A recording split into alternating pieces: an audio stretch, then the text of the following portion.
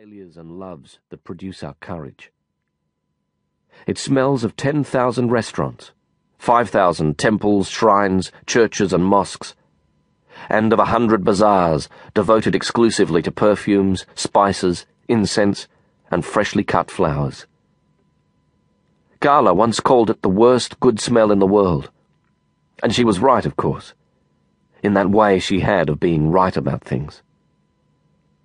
But whenever I return to Bombay now, it's my first sense of the city, that smell above all things, that welcomes me and tells me I've come home.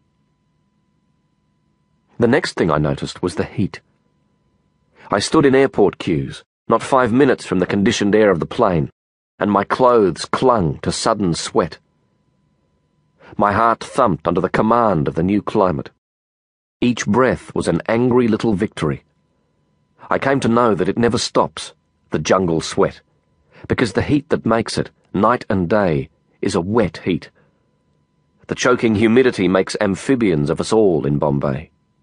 Breathing water in air, you learn to live with it, and you learn to like it, or you leave.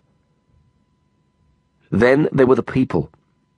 Assamese, Jats, and Punjabis, people from Rajasthan, Bengal, and Tamil Nadu, from Pushkar, Cochin, and Konarak, warrior caste, Brahmin, and untouchable, Hindu, Muslim, Christian, Buddhist, Parsi, Jain, animist, fair skin and dark, green eyes and golden brown and black, every different face and form of that extravagant variety, that incomparable beauty, India. All the Bombay millions, and then one more.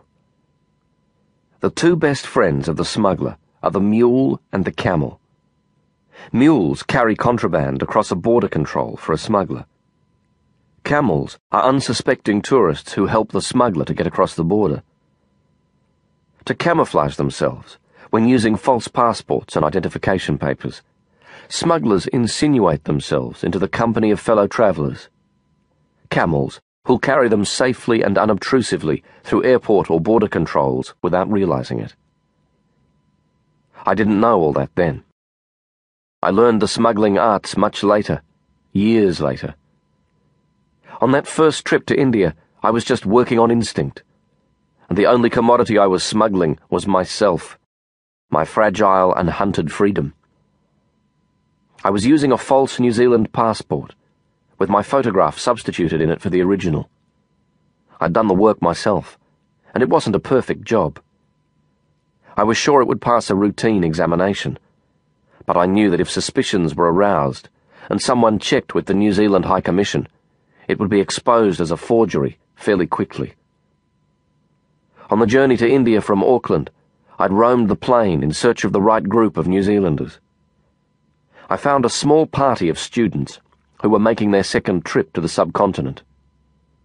Urging them to share their experience and traveller's tips with me, I fostered a slender acquaintance with them that brought us to the airport controls together.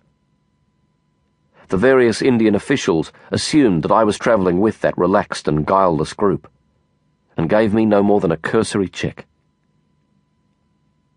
I pushed through alone to the slap and sting of sunlight outside the airport, intoxicated with the exhilaration of escape. Another wall scaled, another border crossed, another day and night to run and hide. I'd escaped from prison almost 2 years before, but the fact of the fugitive life is that you have to keep on escaping, every day and every night. And while not completely free, never completely free, there was hope and fearful excitement in the new. A new passport, a new country, and new lines of excited dread on my young face under the grey eyes. I stood there on the trampled street, beneath the baked blue bowl of Bombay sky, and my heart was as clean and hungry for promises as a monsoon morning in the gardens of Malabar. "Sir! Sir!" a voice called from behind me. A hand grabbed at my arm. I stopped. I tensed every fighting muscle and bit down on the fear. Don't run. Don't panic.